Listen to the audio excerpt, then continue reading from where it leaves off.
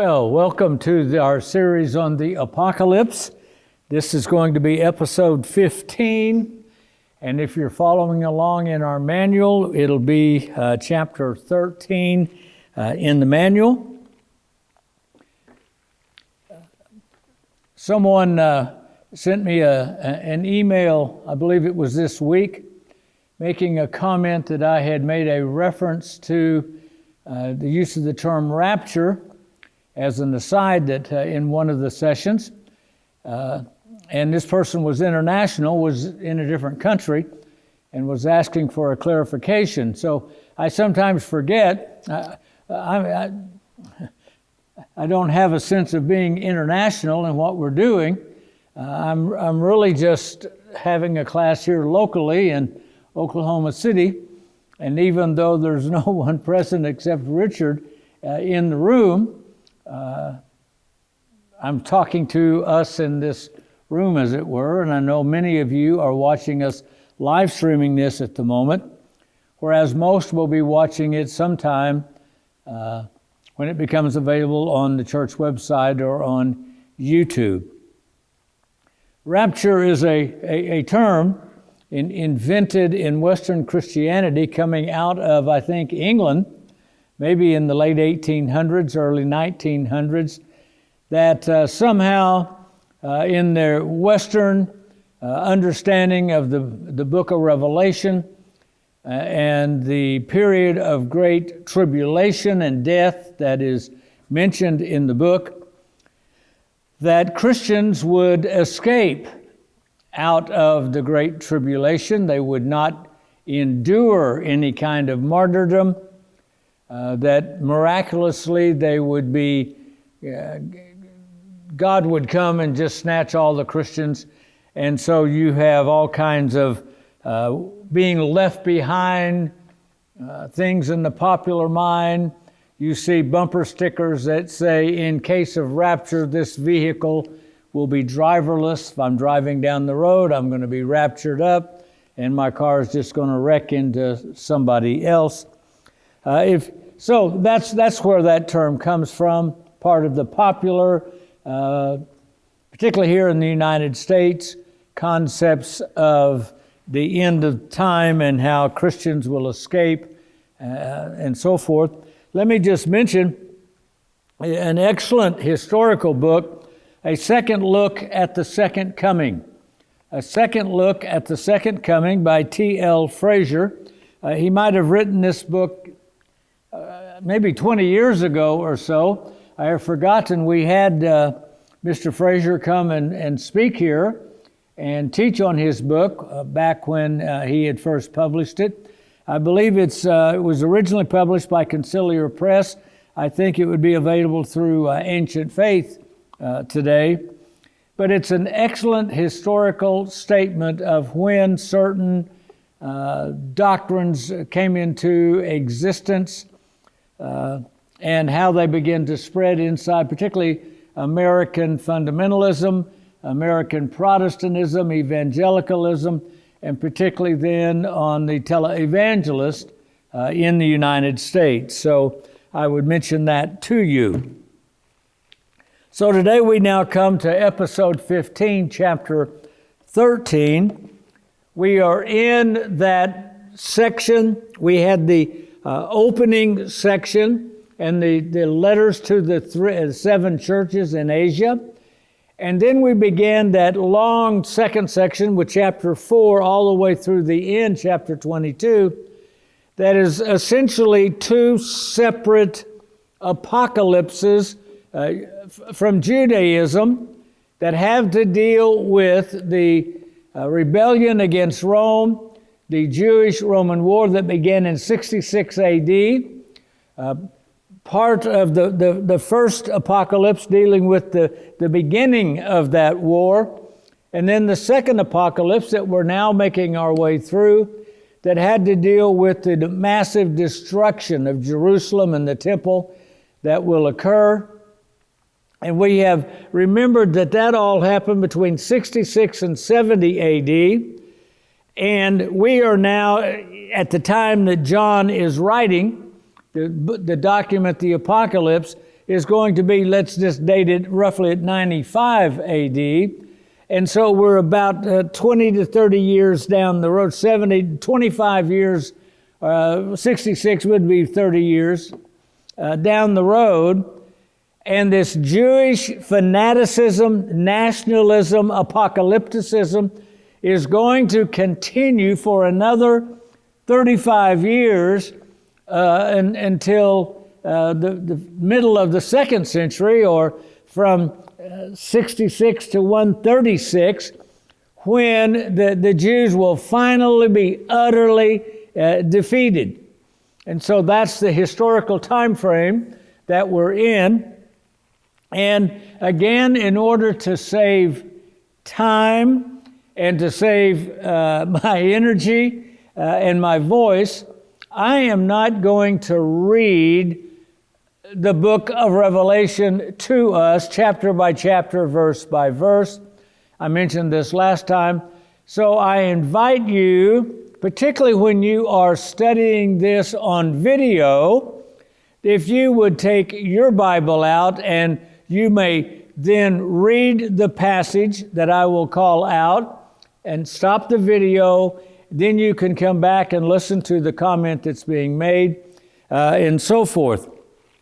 So today we begin in chapter 14, verse 1 of the book of Revelation, 14:1. And let me just begin then. The first set of verses would be chapter 14, verse 1, 2, 3, 4, all the way through verse 5. And then the comment that I would make is we have now this reworking of the Jewish apocalypse by a Christian Jew. The background is all Jewish, and so the first Christians would have been Jewish Christians. We now have Gentile Christians, but this would be coming out of the Jewish side of Christianity. And so what we have here are going to be references in this passage, in these first 4 verses or 5 verses, that we either have a Christian Jew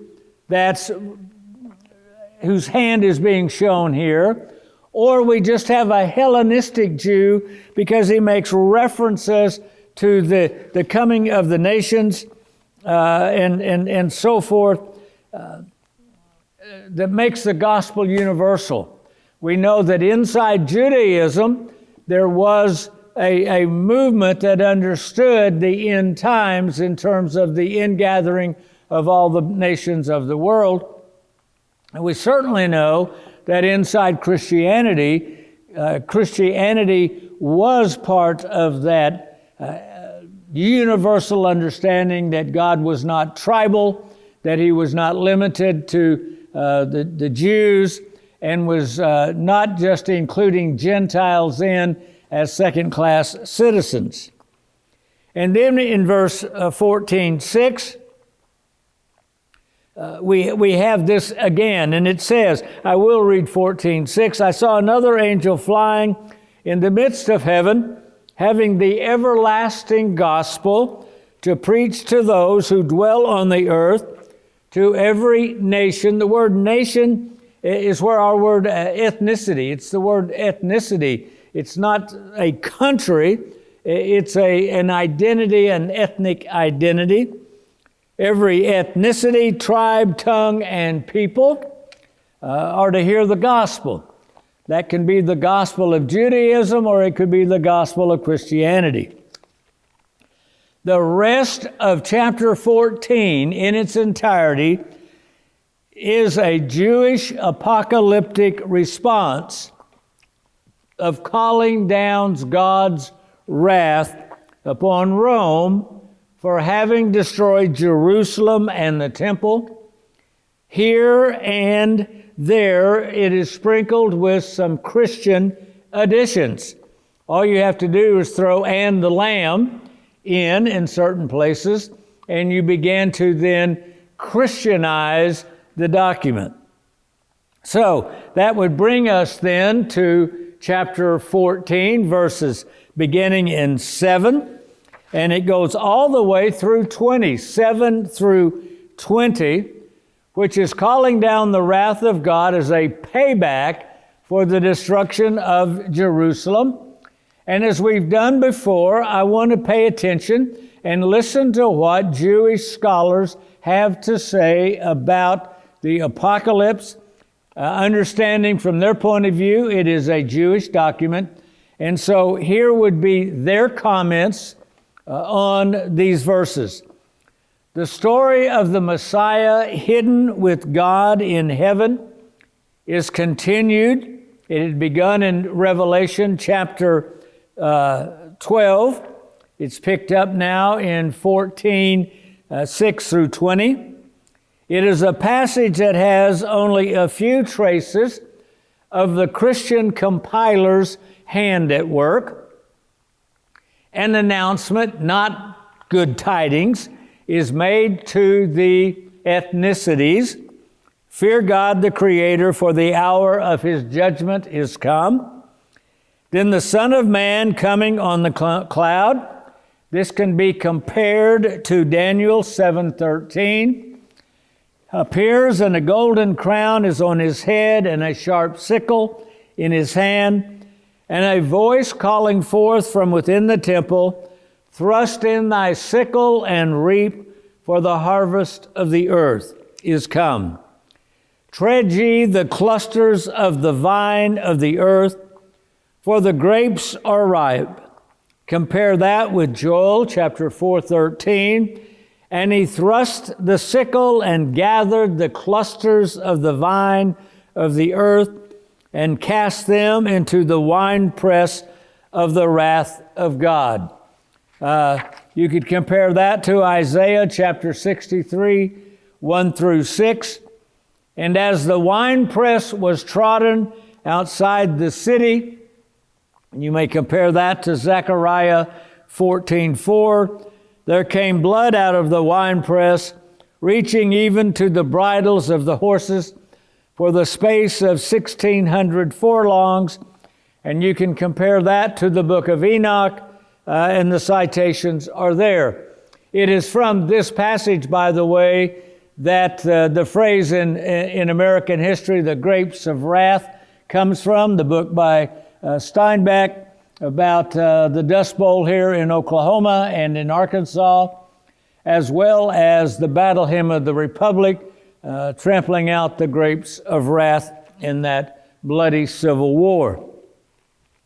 We then come to chapter 15 that has to deal with the 7 plagues being called down upon and against Rome. That's going to begin in chapter 15, verse 1, and is going to go all the way through chapter 16 through 21. In 16, you're going to have the loathsome sores. The second bowl is going to be the bloody seas. The third bowl will be the bloody waters. You're going to have then bowl number 4, the scorching of mankind. Bowl number 5 is going to be darkness and pain. Bowl number 6 would deal with the battle of Armageddon. Bowl number 7 would be the great earthquake. Again, the Jewish scholars comment as follow.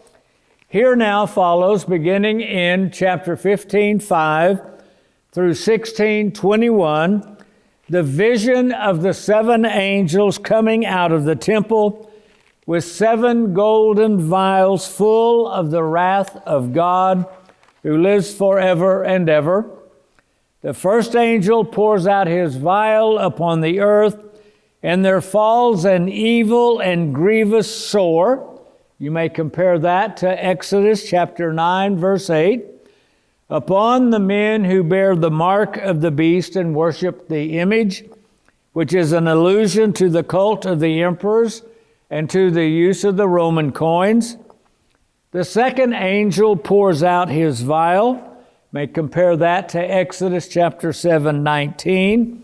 On the sea, which turns to blood, so that all living things therein die. The third angel pours out his vial upon the rivers, and they become blood. The angel of the waters praising the justice of God.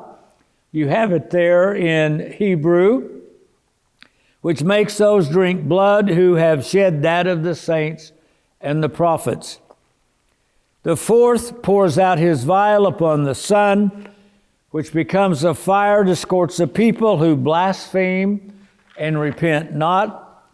The fourth angel pours out his vial upon the seat of the beast, on the city of Rome itself, and its empire becomes full of darkness, yet the people repent not. The sixth pours out his vial upon the great Euphrates River. You could compare that to the Jewish reference that is given there. And it is dried up, the river, to prepare the way for the kings of the east, which would refer to the Parthians, which would be to the east in Iran, to gather in Armageddon. You have that being the symbolic name of Rome, and you have the references there that are given, as well as all the Jewish references that are also cited.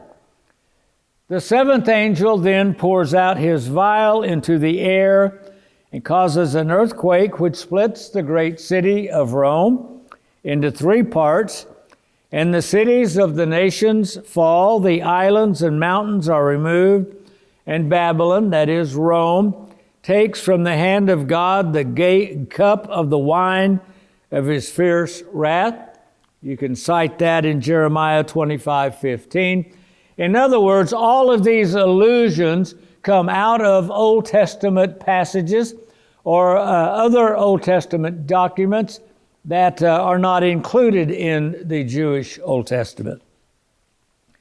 That brings us then to chapter 17 of the book of Revelation, the one regarding the great harlot and her beast, beginning in Revelation 17:1. And going through all the way up through 6 and 7. And then beginning in verse 8 of chapter 17, we begin to have explained to us the meaning of the harlot and the beast. That will take us all the way through then chapter 17, verse 18. The Jewish comments are these. In chapters 17 and 18, in imitation of Isaiah's and Ezekiel's vision of Tyre in Isaiah 23 and Ezekiel 27, the apocalyptic writer then proceeds to dwell on the judgment held over the great harlot that sits upon the many waters, with whom the kings of the earth have committed fornication, and with the wine of whose fornication the inhabitants of the earth have been made drunk. He then sees in the wilderness a woman sitting upon a scarlet-colored beast full of names of blasphemy, that would be idolatry, and having 7 heads and 10 horns. That can be compared to Daniel 7:7. Herself arrayed in purple and scarlet, and decked with gold and precious stones, and holding in her hand a golden cup full of the filthiness of her fornication. The picture is taken probably from the Syrian representations of Astarte riding on a lion with a cup of destiny in her hand. Greatly astonished at this sight, I'm still reading and giving the Jewish comments.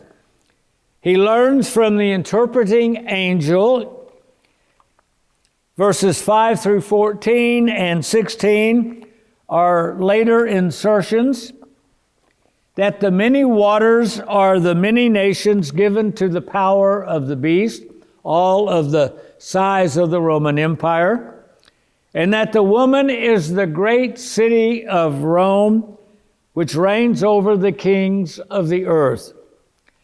So now let us comment ourselves on this very, very famous passage. You see, the city of Rome covered 7 hills. And there in your manual, you'll see a diagram of the city of Rome as it sits on top of the 7 different hills that the city spreads itself over. And now let me read just 2 or 3 verses that we just skimmed. Verse 17:9. Here is the mind which has wisdom. The 7 heads are 7 mountains on which the woman sits. An obvious reference to the city of Rome. There are also 7 kings. 5 have fallen, 1 is, and the other has not yet come. And when he comes, he must continue a short time. And the beast that was and is not is himself also the 8th, and is of the 7, and is going to perdition. 1 is and is not, and number 8 is number 7. What's going on here? I have in your notes the diagram. The first emperor of the Roman Empire is Augustus. Second was Tiberius. The third emperor was Caligula. The fourth was Claudius. And the fifth was Nero. Nero that committed suicide in 66 or thereabouts. These are the 5 fallen kings of the Julio-Claudian dynasty. That time in Roman history was followed by a year or so, several months of civil war, and a new Caesar will come to power, Vespasian, and then Titus. Titus only ruled for a short time, barely over a year. He will die of natural causes. And then Domitian will become the 8th ruler. So it is Titus is the one that continued back there at the end of verse 10. When he comes, he must continue a short time. And then comes the 8th, who was one of the 7. This is a reference. Domitian is number 8, but he is one of the 7. This is a reference to Nero. Domitian in his cruelty, Domitian in his persecution of Judaism and Christianity is reminiscent of Nero, the first emperor to persecute the Jews/Christians. But also with Nero, there was a legend that would be known as Nero Redivivus, Nero revived, or it's Domitian was Nero, or Nero has come back to life as Domitian. The legend of Nero Redivivus. It was a belief popular during the last part of the 1st century that Nero would return after his death in 68. I said 66, 68 AD. The legend was a common belief in the Roman Empire as late as the 5th century. The belief was either the result or the cause of several pretenders who posed as Nero, leading rebellions against Rome. Several variations of the legend exist, playing on both hope and fear of Nero's return. The earliest written version of this legend is found in the Jewish Sibylline oracles. It claims that Nero did not really die, but fled to Parthia, where he would amass a large army and would return to Rome to destroy it. Dio Chrysostom, Roman author and historian, he wrote this, seeing that even now everybody wishes Nero were still alive, and the great majority do believe that he still is, although in a certain sense he has died not since, but often, along with those who had been firmly convinced that he was still alive. St. Augustine, the one of great renown inside Western Christianity, Augustine wrote, and he was writing in the 5th century, in the 400s, that some believed he now lives in concealment, Nero lives in concealment in the vigor of that same age which he had reached when he was believed to have perished, and he will live until he is revealed in his own time and restored to his kingdom. In later forms of the legend, among many early Christians, this legend shifted to a belief that Nero was the Antichrist. Again, citing St. Augustine. At least 3 Nero impostors emerged leading rebellions against Rome. The first, who sang and played the lyre and whose face was similar to that of the dead emperor, appeared in 69. If he committed suicide in 68, just a year later, in the reign of Vitellius, that's during the time of civil war. During the reign of Titus, there was another impostor who appeared in Asia, in Turkey, and also sang to the accompaniment of the lyre, and looked like Nero also, but he too was exposed. And 20 years after Nero's death, during the reign of Domitian, there was a third pretender, supported by the Parthians, that would have been his army, who hardly could be persuaded to give him up. They wouldn't turn loose of him or surrender him. The matter almost had come to a war on the Eastern Front. So that is the mystery of the 5 that are fallen. The one is here a short time, and number 8 is one of the 7.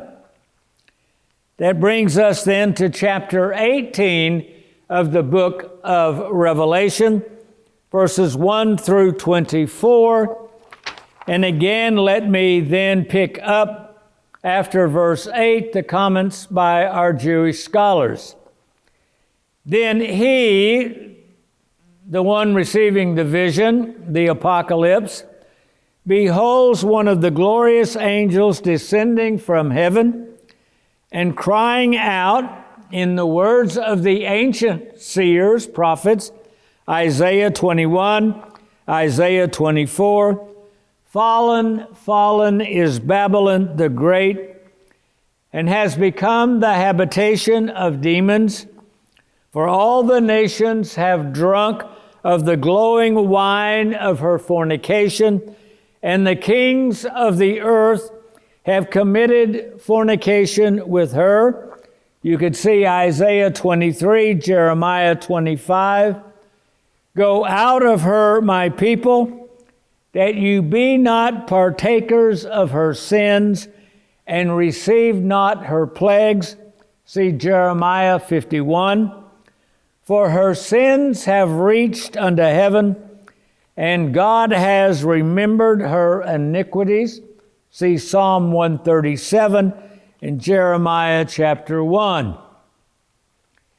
In rhythmic sentences taken from the Bible, the voice is heard saying, "Fill her cup double of what she offered you, and give her as much torment and grief as she had glory and pleasure.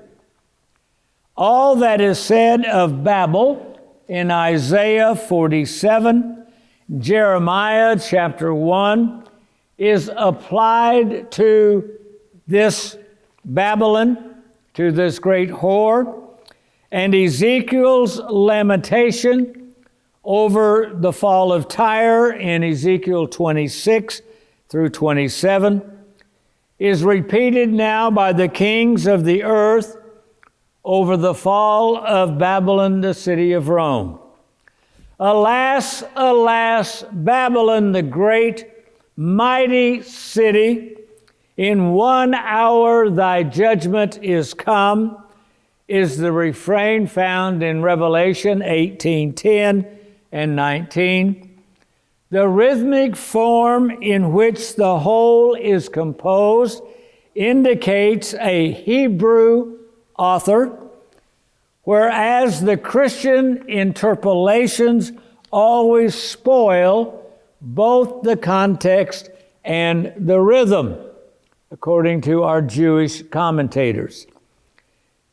Then it continues with the world now mourning for the fall of Babylon, beginning in Revelation 18, verse 9, and continuing all the way through the finality of Babylon's fall, which is going to take us through the end of the chapter, 18:24.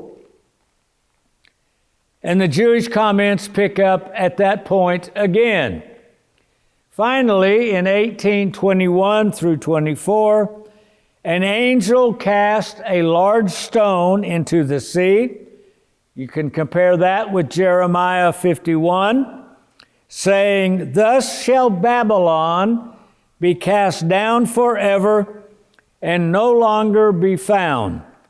Her musicians shall no longer be heard." Compare that with Ezekiel 26. "Nor shall any craftsman be seen, nor shall the sound of a millstone, or the voice of a bridegroom and bride be perceived, nor shall the light of a candle shine in her." We could compare that with Jeremiah 25 and following. That leads us then to the Apocalypse, the book of Revelation, chapter 19, 1 through 21, after the defeat of the beast. And after the first 6 verses, we can see that again we have the scene of the worship and celebration taking place in heaven that had been previously discussed or depicted in an earlier apocalyptic scene. That leads us then into verse 7 of 19 through 10, which is obviously a Christianized passage inserted by a Hellenistic Jew, most likely a Christian Jew, that now Christianizes the whole document. Beginning then in 1911, we see heaven and earth open through verse 16.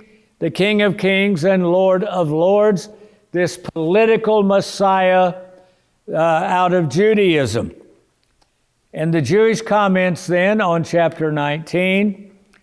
In chapter 19, 11, and 16, that have been altered by the Christian compiler, the seer beholds upon a white horse him who is to judge and to make war. His eyes are a flame of fire, and on his triple crown the ineffable name is written. That would have been the tetragrammaton of ancient Judaism, ancient Israelite Hebrew. He is clothed with the vesture dipped in blood. That's found in Isaiah 63. And his name is the heavenly host. His name is not given, and the heavenly hosts follow him on white horses, and out of his mouth goes a sharp sword, which he shall use to smite the nations. He shall rule them with a rod of iron. Compare that with Psalm 2, verse 9. And this political emperor will tread the winepress of the Lord of wrath, of the Lord of hosts, Isaiah 78. And on his vesture and thigh is written, the King of Kings and Lord of Lords, a military conqueror and commander. And then we have the defeat of the beast and the false prophet of 19:17 on through 21. And the Jewish comments are these. The closing scene of chapter 19 through 18:21, a voice of an angel standing in the sun, certainly not a genuine phrase according to the commentators, calls in the words of Ezekiel 39, all the fowls and beasts together for the great sacrifice, supper included now by Christians, of God at which they are to eat, the flesh of kings, of captains and mighty men, of horses and of those who ride on them, and the flesh of all men, both free and bond, small and great, and the fowls were filled with their flesh.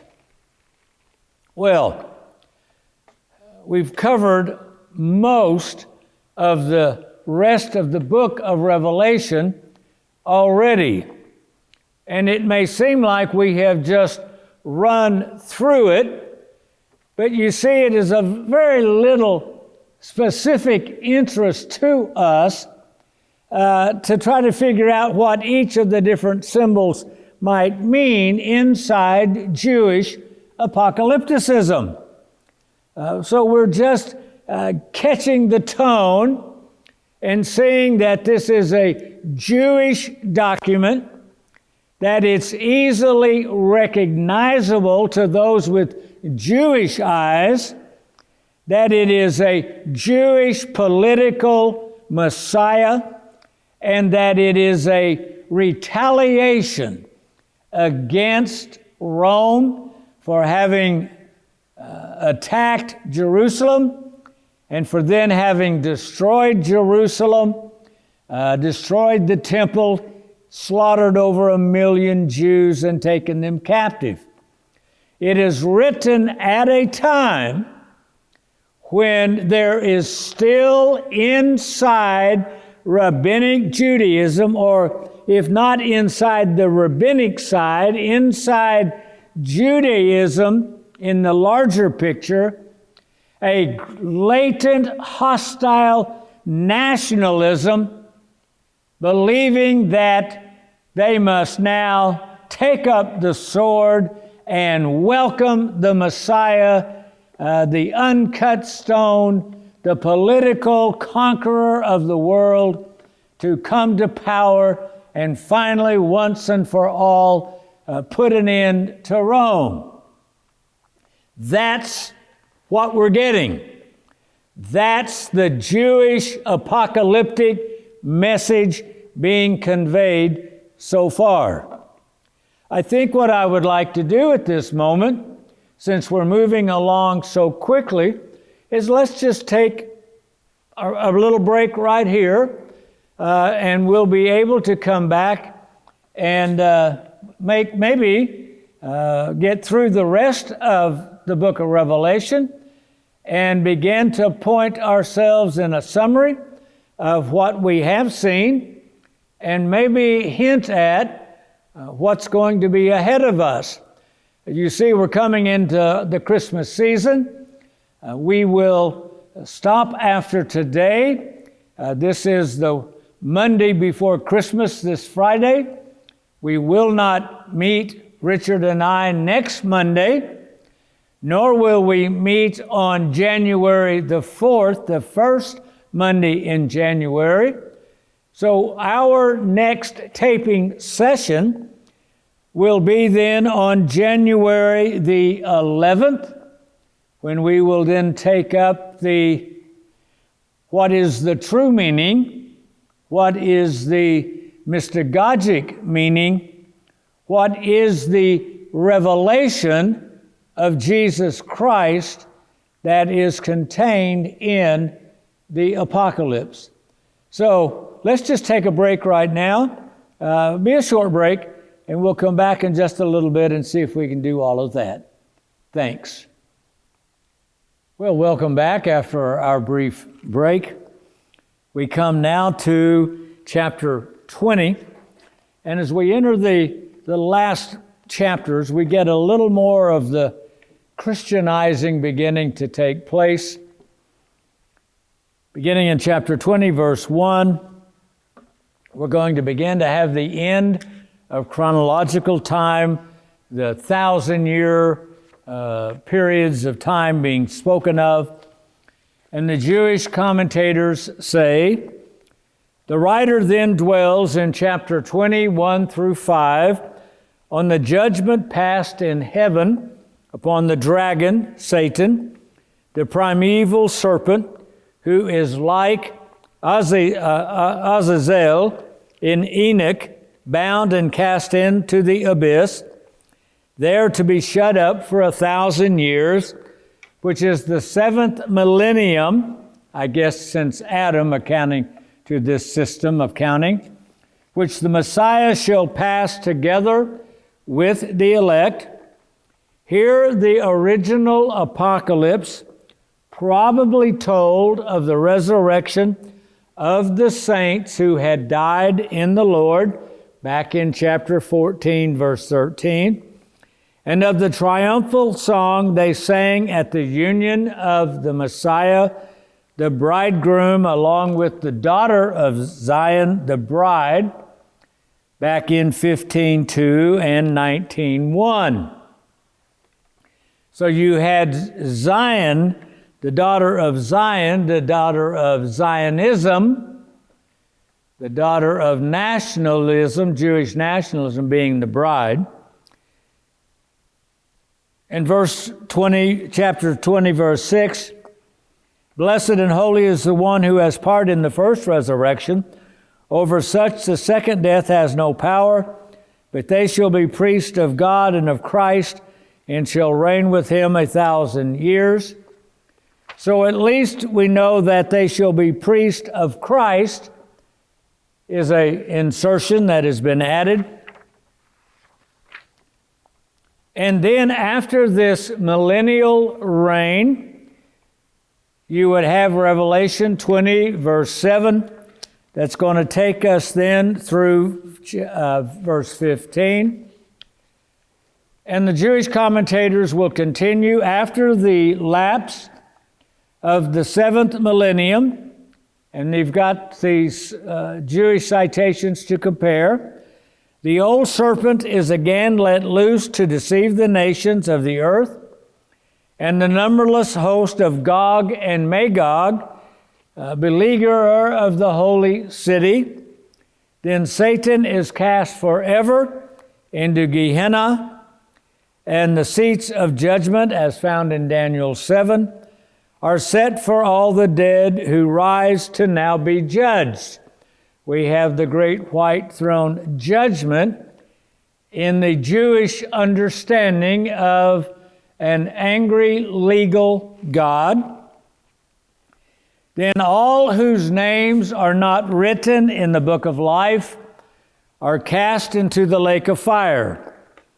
All the cowardly and faithless ones who yield to abominable rites, murderers, whoremongers, sorcerers, idolaters, and liars shall meet the second death.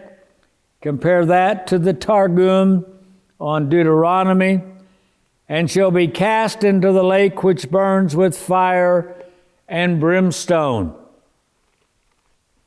Had it not been for these Jewish passages, sinners in the hands of an angry God, I don't think would have ever been preached in the United States. Jonathan Edwards' famous sermon. There shall be a new heaven and a new earth, coming out of Isaiah chapter 65. The old one shall disappear, and God's Shekinah shall be with men, and they shall be God's people, and he shall wipe away all tears from their eyes, and there shall be no more sorrow and pain. This wonderful apocalyptic eschatological age.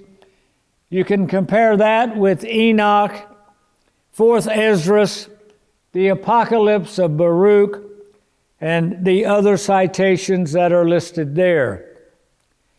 And then in chapter 21, 1 through 27, we have the description of a new heaven and a new earth, and it's listed out there for you all the way through to where God finally indwells his New Jerusalem in chapter 21, beginning in 22. And then the Jewish comments begin. Then, beginning in 21:9, in place of the old, the prophet, the seer, beholds the New Jerusalem come down from heaven, prepared as a bride adorned for her husband. See Isaiah chapter 61.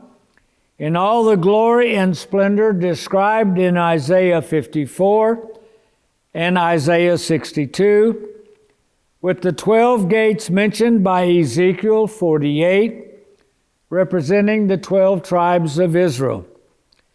The 12 foundation stones, the 12 names of the apostles merely betray the Christian reviser's hand, are to be of precious stones corresponding to the 12 stones on the high priest breastplate. Compare that with Ezekiel 39. The 12 gates of 12 pearls, and the city with its streets of pure gold, transparent as crystal. The same dreams of a golden Jerusalem with gates of pearls and precious stones are indulged in by the rabbis, and the citation is there. No temple shall be there, as the Lord of hosts will be its temple. Compare that with Ezekiel 40. The words, and the Lamb, and the Lamb is the light thereof, are all taken from Isaiah 60:19, would be Christian insertions. Verses 24 through 27 are taken from Isaiah 60 and 52, and can be compared with Ezekiel 44, only so modified as to avoid the mention of the night, while instead of the passage concerning the uncircumcised, it is said that whosoever works abomination and falsehood may not enter, only they who are written in the book of life. So it's modified to be, so it's not non-circumcised, it becomes an anti-passage of those that work abomination. And then we have the regaining of paradise in chapter 22, 1 through 21. We have the angel's testimony that comes in 22:6 and following. And then we have another testimony beginning in verse 10. And then we have the final testimony that begins then in verse 17. And our Jewish concluding comments. This whole apocalypse, of which chapter 22, 10 through 15, is the conclusion, is like the shorter one which preceded it in every part and feature, except where altered by the Christian compiler, is thoroughly Jewish in spirit and conception, as was fully recognized by Mommsen and other scholars. The citation is there. This apocalypse represents the development of the whole eschatological drama according to the Jewish view. It is Hebrew in its composition and style, and it bears traces of having originally been written in Hebrew, as is shown by the words skini for tabernacle, and then you have the Hebrew word for angels that was translated as angels in the Christian translation for Kings 9:14, and then the term has conquered for is worthy and others. You have the exchange going on. These two apocalypses appear to have been like that in Matthew 24, or like the Epistle of James and the Testament of the 12 patriarchs, would have been in the possession of the Essenes. The Essenes were a Jewish sect to the east of Jerusalem. The Dead Sea Scrolls belonged to them, and they were hidden in the caves up above Jericho in that region. And so they were a particular sect inside Judaism, along with the Sadducees and the Pharisees, the Christians, eventually the rabbis in rabbinic Judaism, the Essenes. The Jewish scholars believe these two apocalypses were in the possession of Essenes, who joined the Jewish Christian church after the destruction of the temple. There it mentions in Revelation 21:22, there was no temple in its midst, showing that the author of the apocalypse did not believe in a future restoration of the temple, and therefore the Essenes would have joined with Christianity, which did not believe in a future restoration of the Jewish temple in Jerusalem. Hence, it was easy for a member of the early church to adapt. I'm still quoting the Jewish scholars.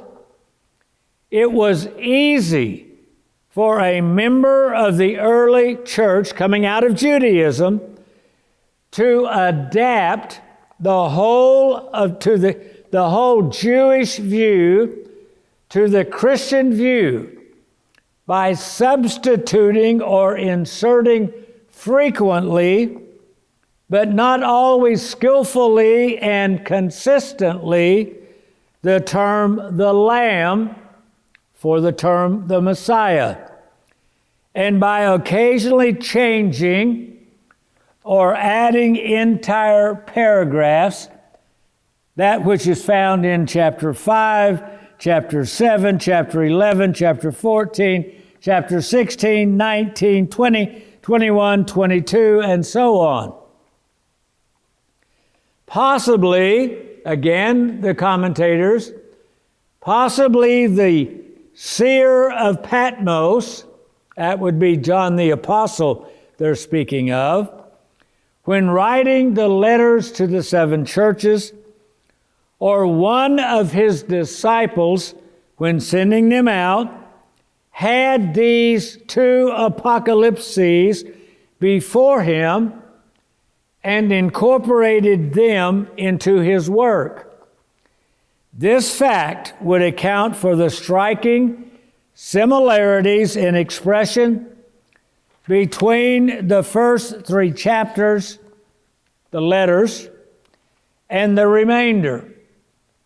Attention has been called also to the fact that the name, the Word of God, given to the Messiah by the Christian writer in Revelation chapter 19:13, corresponds exactly to the logos of the Gospel of John 1:1 and the Lamb of John chapter 1, verse 29. To this may be added the conception of the Antichrist dwelt upon alike in Revelation and in the letter of 1 John chapter 2 and chapter 4 and in 2 John 7. In other words, there's a beginning of the book of the Apocalypse. You have terminology that you find at the end. You have language that has to do with John and his gospel, and John and his first 2 epistles, the undoubted epistles, unquestioned epistles of John, and the beginning then of the Apocalypse and the end of the Apocalypse. Owing to these similarities, I'm still quoting the Jewish commentators, and other similarities, John the Presbyter, author of the letters to the 7 churches, and perhaps of the 2nd and 3rd epistles of John. And then they say, go back and see our opening introductory comments, which I now include at this moment, since we would have a hard time going all the way back through our document to find that reference. The introductory verse, Revelation 1:1, betrays the complicated character of the whole work.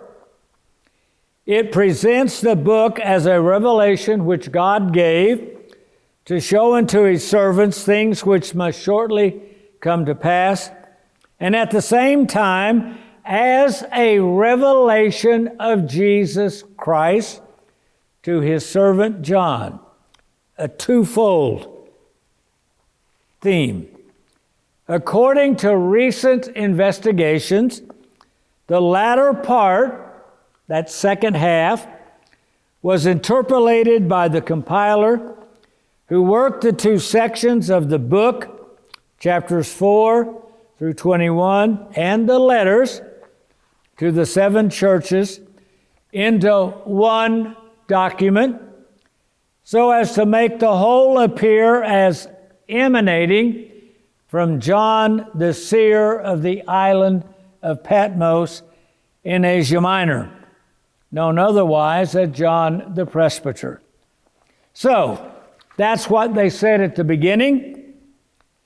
And so they're saying that these similarities that they attest to John the Presbyter and Essene, who becomes a Christian, that these similarities was identified with John the Apostle, the assumed author of the 4th Gospel. Under his name, John the Apostle, these books passed into the canon. John the Gospel, the letters 1st, 2nd, 3rd John, and the Apocalypse, these scholars are saying was written by somebody, an Essene named John the Presbyter, but it was under the name of John the Apostle that all these views have entered into the Christian canon. And then they say, notwithstanding the fact that the views held by the writer of the book of Revelation differed widely from those expressed in the gospel and in the epistles. Wow. Taken as a document understood by the Jewish scholars, the book, the Apocalypse, is a Jewish document. Not only is it a Jewish document, but its content, the understanding that is being presented in the gospel and in the epistles of John are radically different from the ideas being expressed in the Apocalypse.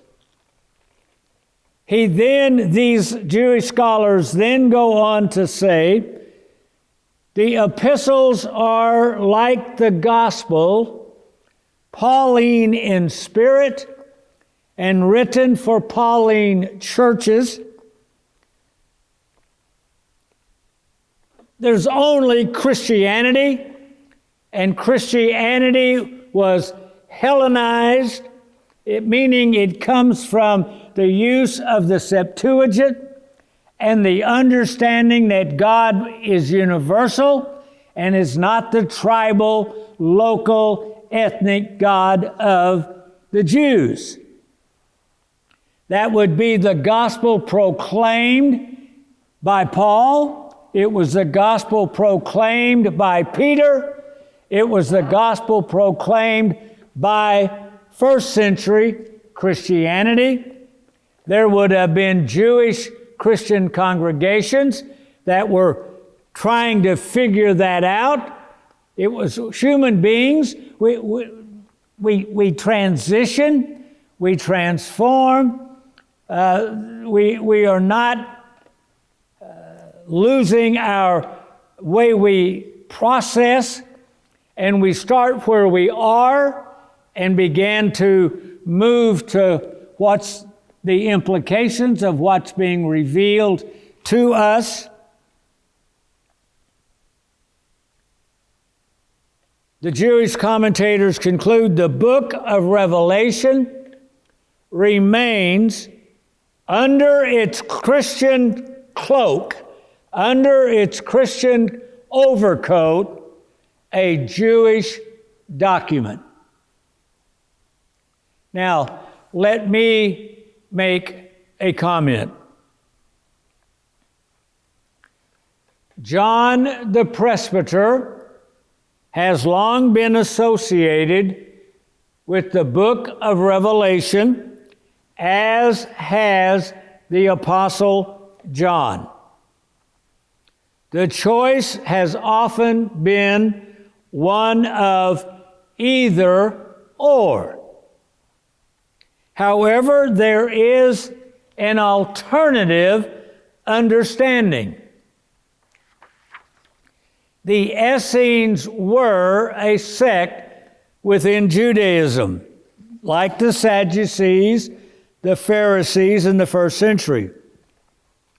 John the Presbyter was an Essene Jew who had a copy of two apocalypses written at the time during and after the destruction of Jerusalem and the temple and the slaughter of 1 million Jews in 70 AD. After the destruction of the temple and the end of the Essenes, John the Presbyter became a member of the Christian Jewish sect that we now call the church, Christianity. And he brought with him the two Jewish apocalypses into Christian Judaism. And John the Presbyter did more than bring Jewish apocalyptic documents with him. He, like almost every other Jewish Christian, brought Jewish apocalypticism into Christian Judaism. We come into the church as a convert and we don't take off whatever we thought before we entered. If we come in as an evangelical, we bring in our evangelical thinking and understanding with us. If we come in as a high churcher, we bring in our high churchiness. If we come in as an atheist, we bring in the skepticism or the mindset of the philosophers. And there is a process of being transformed and renewed to have the mind of Christ in us. Christians, Jews who became Christians, brought their Jewish apocalyptic understanding of the Messiah with them. We've already seen this. Lord, will you at this time restore the kingdom to the Jews, to Israel? The apostles asked Jesus on the day of the ascension, 40 days after the resurrection.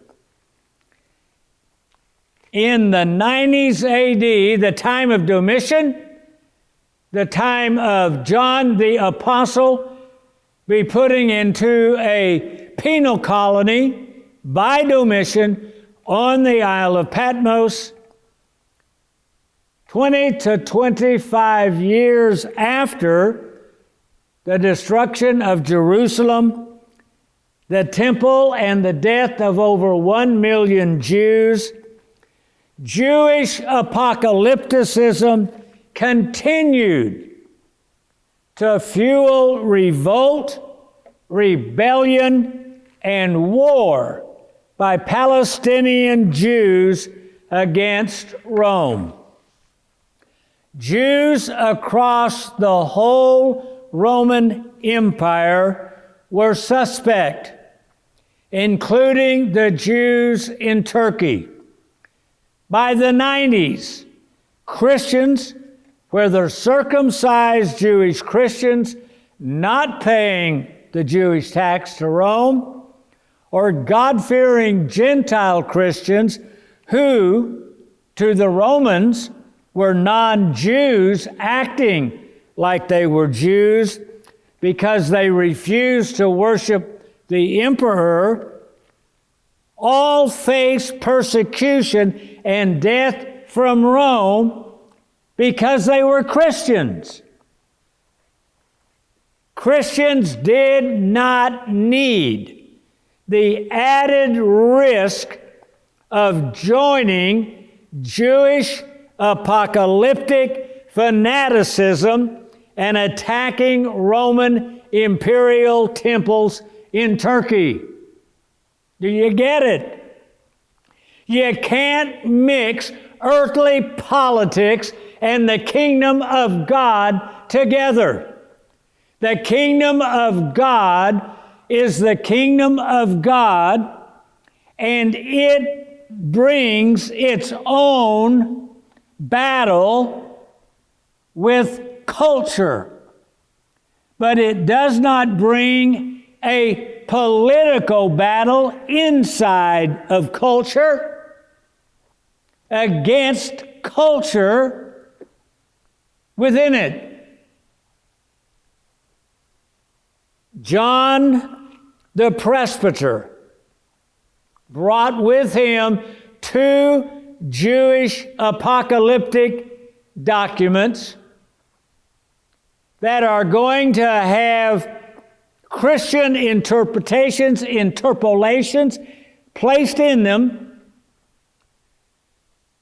John the Apostle is going to write his letters to the 7 churches.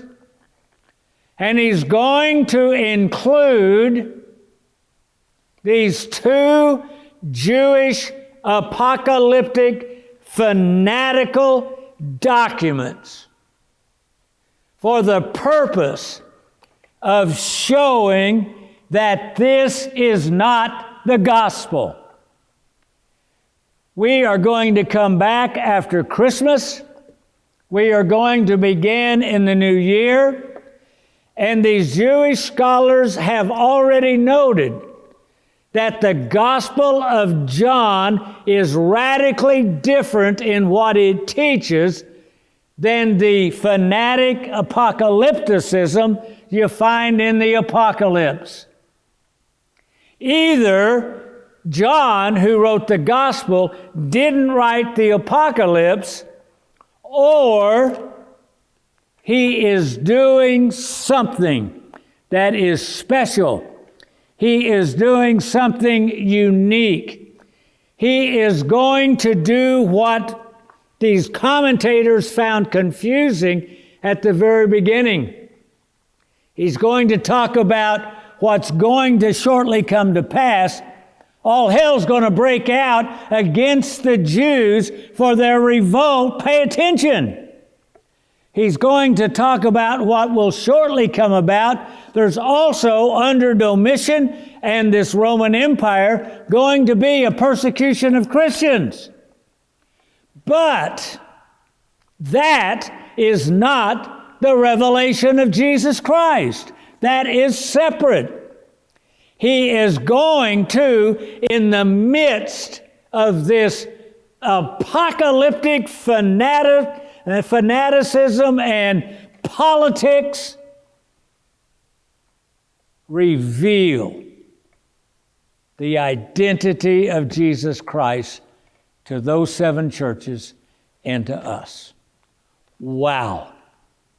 Well, John the presbyter has provided John the apostle the means and opportunity to give a response to Jewish apocalypticism in the same way that John the Baptizer had provided an opportunity for Jesus when John had asked him, "Are you he, or must we look for another?" Jesus was not the kind of Messiah that John the Baptizer had expected. Nor was Jesus, nor is Jesus, the kind of uncut stone John the presbyter expected. Well, let me tell you and say to you, it's been a long year for the whole world. And in the darkness of this world, a light shines. A light that came 2,000 years ago in an obscure place on the backside of nowhere in a cave in Bethlehem. And the light has been unable to be defeated. It shines in the darkness, and the darkness has not comprehended it, has not understood it. The wind can howl and has not blown it out. No matter how dark our darkness may be, that light still shines. It still shines. And we give thanks to God that it does. I want to just take this time personally to thank you for being part of this. There was never any goal or dream to be doing this, and yet here we are doing it, and here you are responding. So God bless you for that. This has been a joy to have these, 15 sessions together. And God willing, we shall meet in the new year after celebrating the coming of the light, that the Word who became flesh has dwelt among us, that we may behold His glory, the glory of the only begotten of the Father. It's a Merry Christmas to you, however you say it, in whatever country you're in. Happy New Year. God bless you and your family, and we'll see you in January. God bless you.